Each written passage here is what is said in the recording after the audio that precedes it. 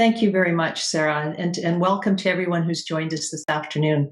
As we're adapting to the many changes that the pandemic has given rise to, I hope each of you is discovering something special about your unique qualities and abilities and perhaps how resilient and adaptable we can be. So my topic, of course, has been presented as the the update on draft questioning protocols. I've been invited to speak to that topic. I have about 10 minutes. And what I thought I might do is just speak a moment about how we got here. I'm going to speak briefly as to the process we've undertaken. Then I will speak to some highlights about the protocol itself and where we might go from here. So just to carry on with what Sarah has indicated, as part of the ACTLA COVID-19 emergency response team, Maya Tomljanovic, who is our VP, Donna Purcell, QC, who's been instrumental in all of these webinars, whose motto I have observed is, it's a brand new day, and who can I help today? And Terry Cooper, QC. So we're the COVID-19 response team. And ACTLA was invited as part of the COVID response generally across the bar to participate as a member of the Civil Bar conference call that was held by Chief Justice Mary Morrow on April 9th. We were among many participants of the Civil Bar, and what quickly arose as a result of that call and that conversation with our Chief Justice and other members of the bench was a common concern about and an interest in developing a protocol around questioning by video conference. And what arose from that conference call was an invitation by the court to the bar to work together.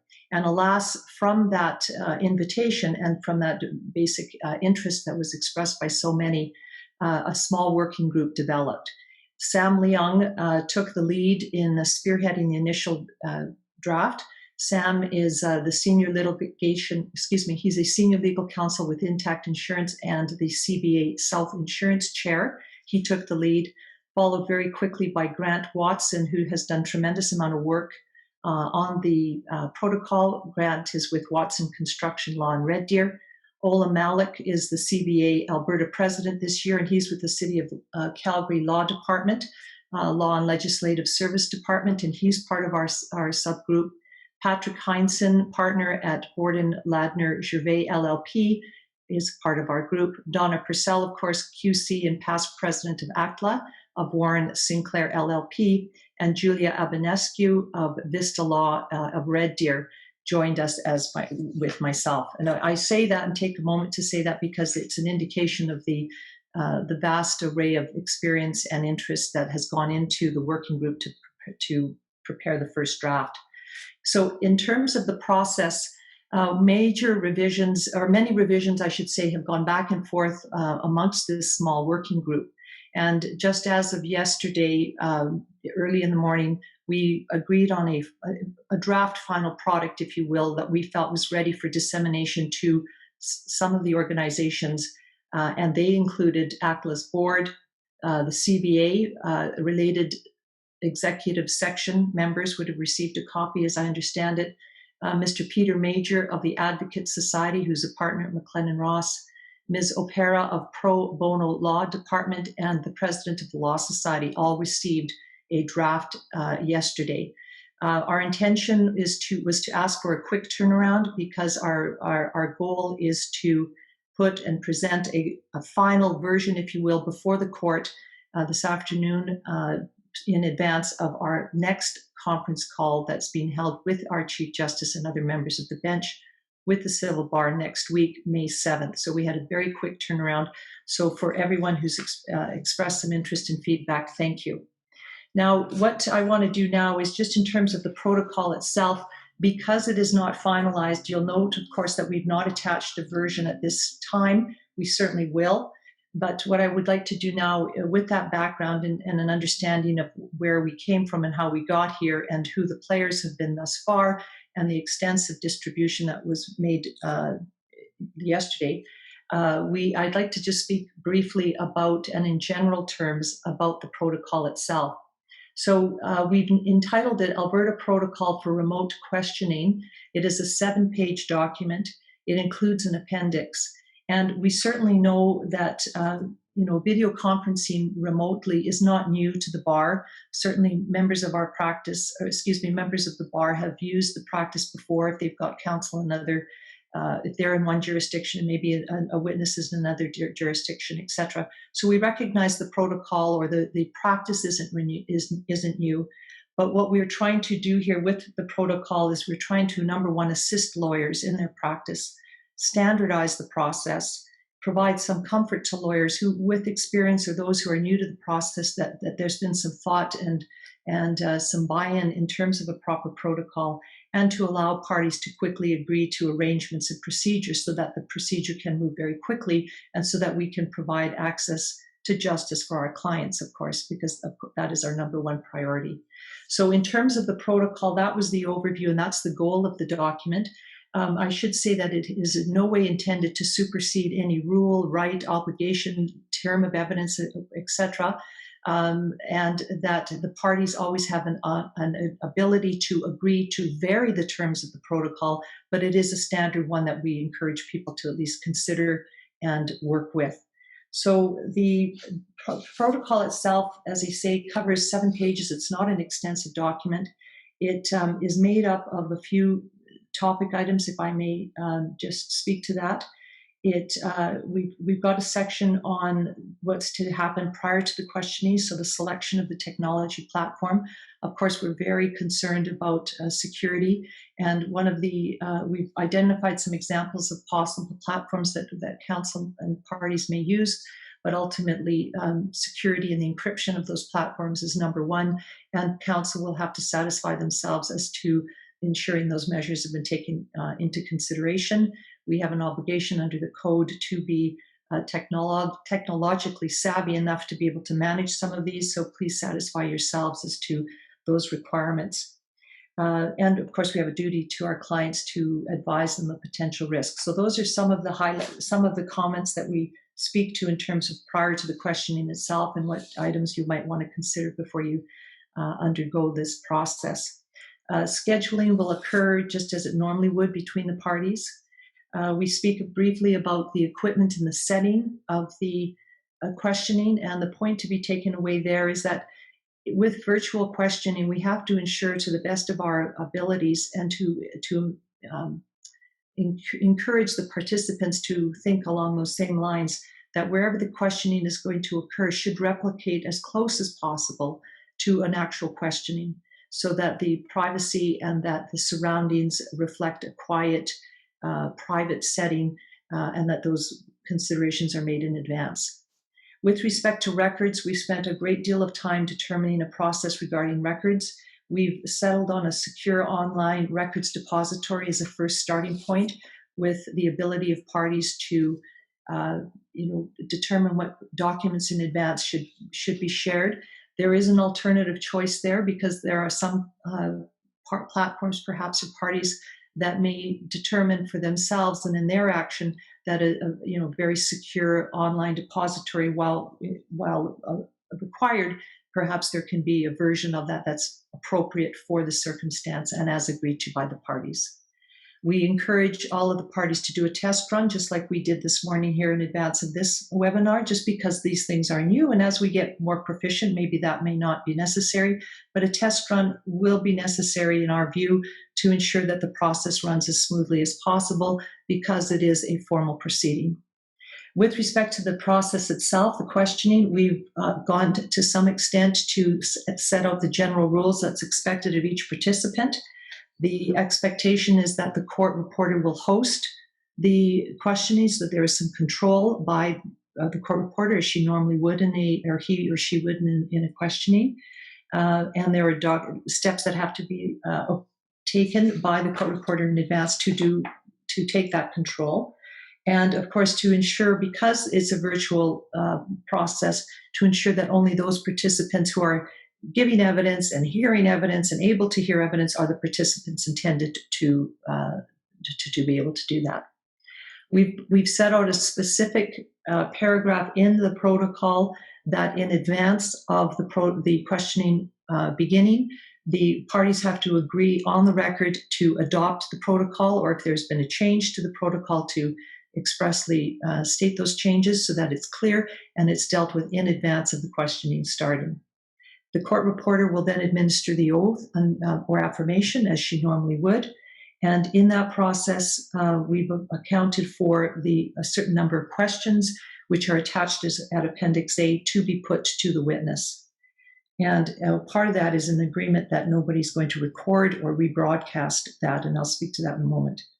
The rules of evidence and admissibility, of course, continue to apply, and it's expected that those rules of evidence and rules of court will substantially be followed. At the end of the questioning and before it's concluded, the court reporter will, as part of her certificate, make it very clear that the questioning has occurred by virtue of this protocol or a protocol that's been agreed to, and that it's noted in the certificate so that that is consistent with our trying to take all measures practical to ensure that we are following the proper procedures, and that where we have used the questioning in a virtual sense, that it's recorded as such. Appendix A is the 7th of 7 pages to the protocol, and it's at that place where the witness is asked to certify, confirm, and undertake a series of 9 points. And I'll just read the first example as an example. It says, you have agreed to be questioned by way of video conference, and the evidence that you give in these proceedings may be used by any party in accordance with the Alberta Rules of Court and in accordance with the Rules of Evidence. We're going to be tweaking that piece actually as a result of some feedback we received.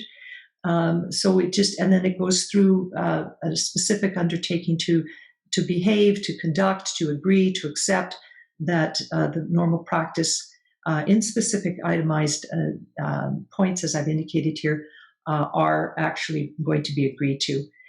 As it relates to the recording or rebroadcasting of these proceedings, we have specifically asked that all witnesses confirm that they will not undertake to do that, and that they understand that if they breach that promise and undertaking, that they may be subject to legal sanction, including proceedings of civil contempt of court.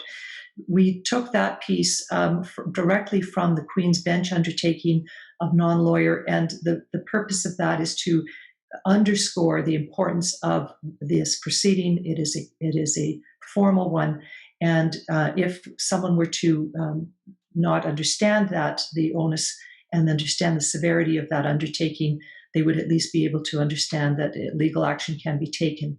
Because if someone didn't understand and then went on to perhaps record or rebroadcast, damage could potentially be done. And so we're trying to enforce a very strong message of certain appropriate behavior and conduct. So as I say, there are 9 questions and points for verification, certification, and confirmation by the witness. And that would then form the completion of the protocol. In terms of where we go from here, as I say, I'm just repeating this point, we are going to be putting and presenting the protocol before the court. We're very interested if they have any feedback, and we'll of course be open to their feedback and incorporating their comments and suggestions. That's going to possibly be a point of discussion next Thursday. We don't know. It'll be our next civil bar call, as they say, is on May 7th. And thereafter, then we hope to be in a position to distribute the protocol very widely. So what I've reviewed with you then today is I've given you a little bit of background as to how we arrived, how the protocol sort of was brought into being, if you will, or carried forward. A little bit of the process that we've undertaken to be sure that we've had some significant collaboration and feedback. I've given you a bit of an overview of the protocols, and then as to next steps. So therein is my presentation, and if there are any questions, I'll do my best to answer them. Thank you. Thanks very much, Angela. We do have a few questions for you. The first question that came in is from Basil Bensal. He says, when sending a notice of appointment for questioning, what is the recommended protocol to enter for the location of the questioning on the document? Okay, so perhaps what we might do, those are very particular technical issues, and that's the sort of thing that we could envision that the parties would be discussing in advance. But certainly where the location is going to occur should be stated in the protocol. And in terms of, again, that's a very important piece, but something that I think can be worked on with between the parties.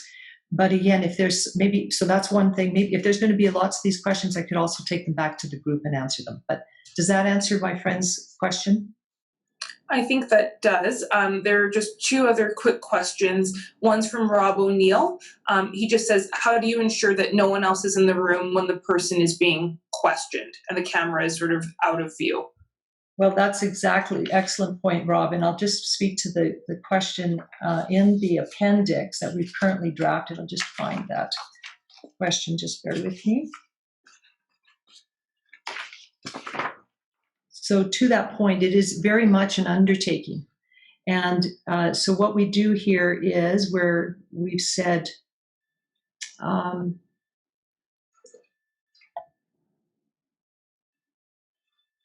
I guess in general terms, you'll have reviewed the protocol for questioning, which of course is precedes by 6 pages the appendix, and you agree to comply with all parts of that protocol as modified on the record if applicable. And so in the body of the protocol, as part of the duty of each participant, there is a section under general rules of virtual meeting which deal with that in some detail. So for example, it says, with the exception of the court reporter, you're not going to record the virtual meeting. In the event of an interruption, you'll communicate with the court reporter. You'll take steps that anyone else other than the participants in the virtual meeting from hearing or seeing the contents of the meeting other than the parties are prevented from participating. So that sort of thing. So Rob, we have addressed our mind to that, and we hope that with these questions and these the expectation of conduct and the undertaking at the end, at the forefront, but attached as Appendix A to the end, will address those concerns. Thank you, Angela. And just a few quick questions for you as well. Steve Major has a question about getting a copy of the draft protocol. Okay, so Mr. Major, we are now at a point in the process where we're going to be presenting it to the court, and if they have feedback, then we will be incorporating that. Otherwise, we expect to be able to provide a copy of the protocol after next week's conference call, which is May 7th. Okay, wonderful. And then has the group turned their mind at all to the issue of conduct money and how that might be done remotely through e-transfer or some other means? Conduct money isn't a matter that's come up. Presumably, if everyone is in the comfort of their home, that might not be an issue. But I would imagine, although I'll bring that back specifically, and perhaps we should add that as a point if it's being raised here, if there is any expense on the part of a witness, I can't imagine why it would be any different. But thank you to that caller. I'll make a point of that to see if we can at least address it so it's not left unanswered. We've got a final question from Sonia, who's asking if there's going to be a sample or precedent document for the notice of appointment for questioning. So as part of the protocol, if there will be any additional templates or anything created that people can use. So this protocol should be the groundwork that's available to, obviously, should enable all participants to attach this protocol then, or to agree to it and to enter it as part of the documents. As to whether there's a template attachment to it, we haven't prepared one, and certainly if that's that we can certainly consider that. I should also say that what we've observed is that there has been a lot of interest in this document, and even with the feedback, lots of great interest. So we expect that this is going to be a living document, and as the months go on, we may need to revisit it from time to time. So please, keep your comments coming, and we'll address them as appropriately. So thank you very much. Excellent. Thank you very much, Angela.